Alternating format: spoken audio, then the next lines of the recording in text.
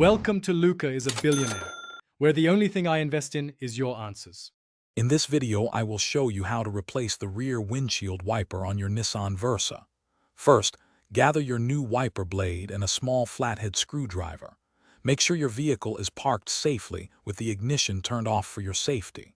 Then, gently lift the rear wiper arm away from the window until it stands upright and locks into position.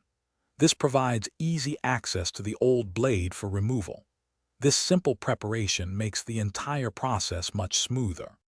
Now let's remove the old wiper blade. Look closely at the connection point where the blade meets the arm. You will find a small tab or button. Press this firmly.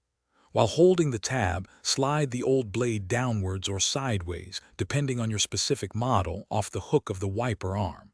Be careful not to let the arm snap back against the window. Once detached, set the old blade aside. With the old blade removed, it is time to install your brand new one. Take your new wiper blade and align its connector with the hook on the wiper arm. Slide the new blade upwards onto the arm until you hear a distinct click, indicating it is securely locked into place. Give it a gentle tug to ensure it is firmly attached and will not come loose during operation. This step is crucial for proper function. Finally, carefully lower the wiper arm back down onto the rear window, ensuring it rests flat against the glass. Turn on your vehicle and activate the rear wiper to test its function.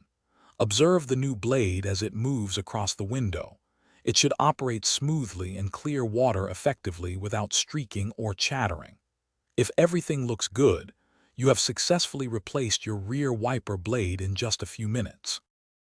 Thanks for watching and please subscribe. It's the best investment you'll ever make.